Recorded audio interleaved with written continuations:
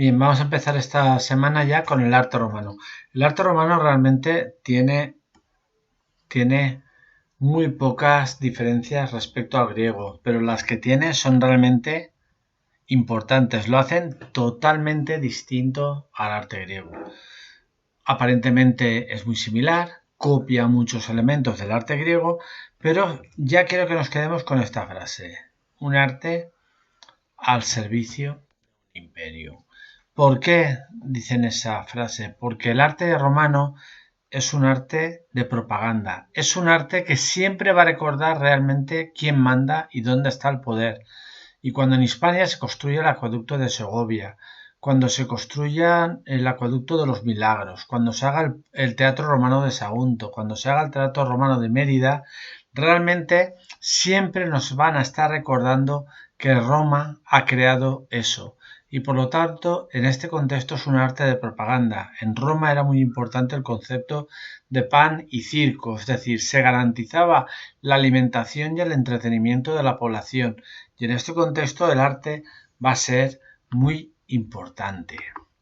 Bien, y en este sentido, estas son las características generales. En primer lugar, el arte romano aparece a lo largo de todo el imperio y aparece como un arte unitario, es decir, nos encontraremos acueductos en todos los rincones del imperio, desde lo que sería el actual Israel hasta lo que sería el actual Portugal.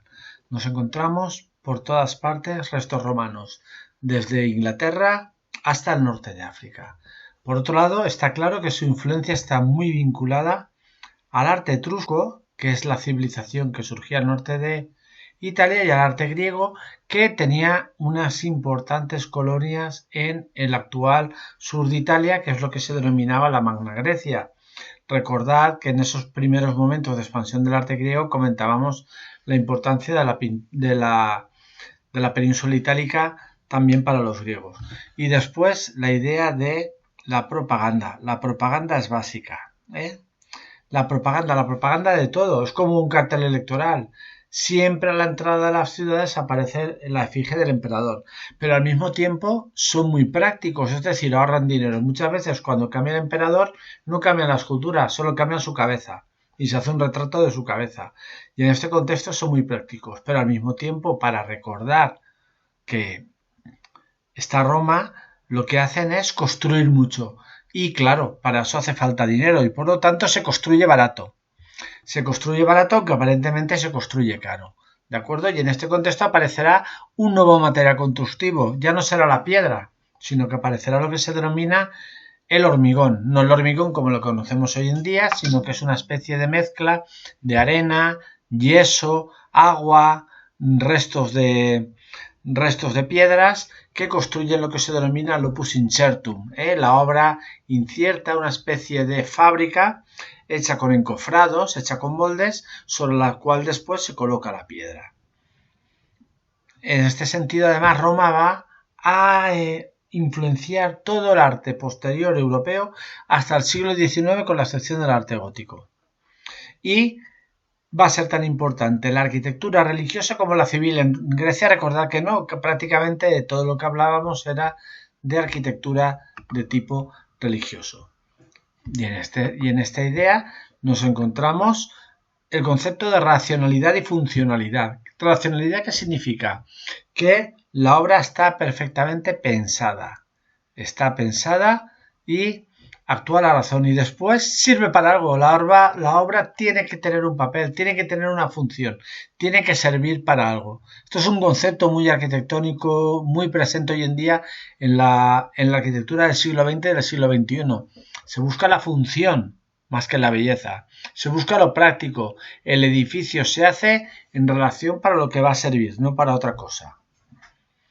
Y van a tomar lo mejor de los artes de los cuales reciben influencia. ¿Y qué es lo mejor?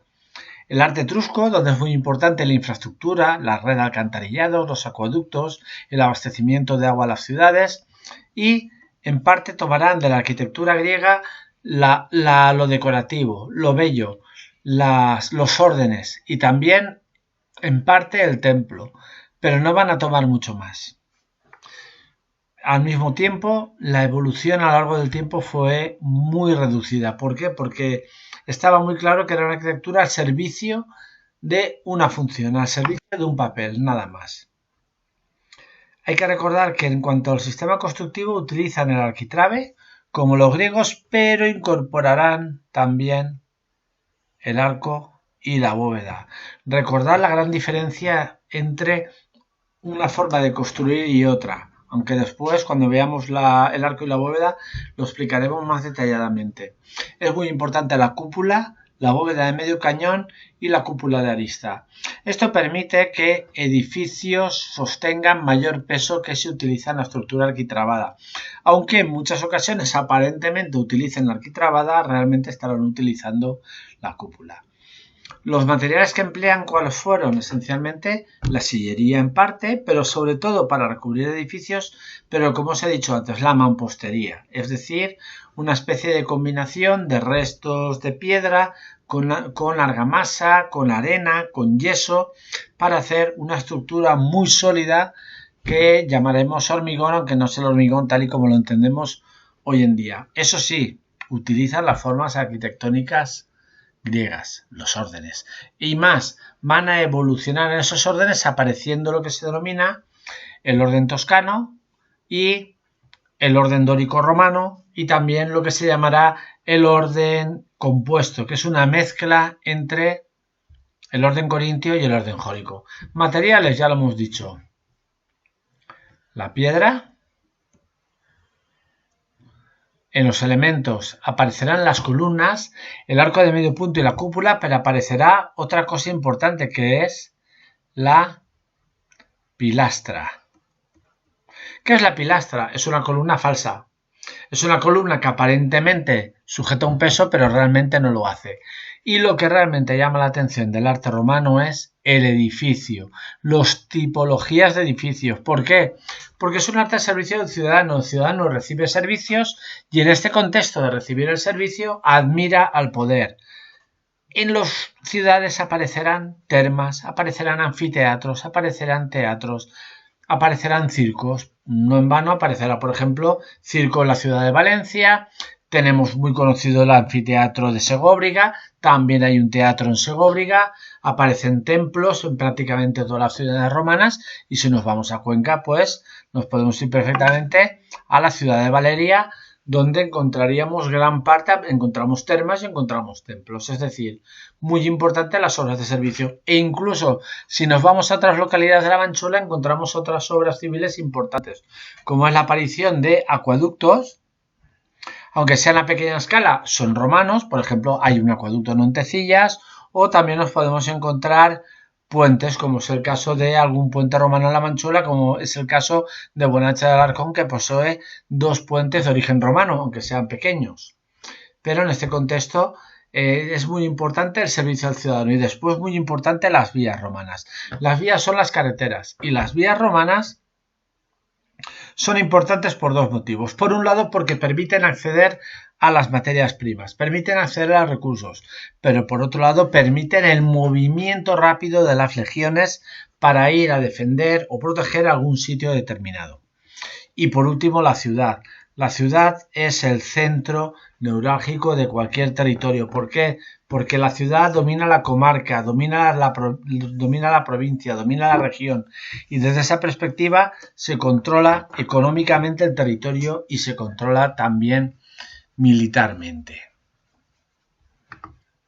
Bien, en este contexto fijaos cómo cambia la tipología en relación a la arquitectura griega. En el edificio civil aparece la basílica, la terma, el teatro, el anfiteatro, los circos. En la arquitectura conmemorativa, que ya hablaremos de ella, aparecerán arcos de triunfo y columnas. En la religiosa, templos y panteón. Y en las obras públicas, los puentes, los acueductos y las vías romanas. Bien, muy importante, lo repito, el arco de medio punto. El arco de medio punto tiene unas ventajas respecto a la arquitectura arquitrabada. ¿Cuáles? Que permite sostener más peso siendo un espacio algo más grande que la arquitrabada, porque el arco de medio punto hace una cosa y es que distribuye los empujes hacia los pilares. En cambio, en la arquitrabada los empujes aparecen de forma perpendicular en cualquier punto de la viga. Por lo tanto, un exceso de peso puede hundir la viga. En cambio, el arco de medio punto, la gran ventaja es que permite distribuir esos empujes hacia las columnas. Por lo tanto, lo convierte en una arquitectura mucho más resistente. Eso les va a llevar a construir lo que es el arco de medio punto y a utilizar la bóveda de cañón, que permite sostener edificios de mayor peso, y la cúpula, que realmente van a ser magistrales a la hora de elaborar cúpulas, y la influencia que van a tener sobre el arte bizantino, sobre el arte románico, sobre el arte del Renacimiento, verdaderamente es impresionante. Ya pasaremos más adelante a analizar esto. El próximo día trabajaremos ya las distintas tipologías de la arquitectura romana. Para finalmente el viernes trabajaremos un poquito la escultura romana, a la cual dedicaremos menos tiempo porque realmente se separa muy poco de la arquitectura griega, hay pocos matices que la diferencien, pero es cierto que lo que cambia es su objetivo, que pretende en relación a la arquitectura griega.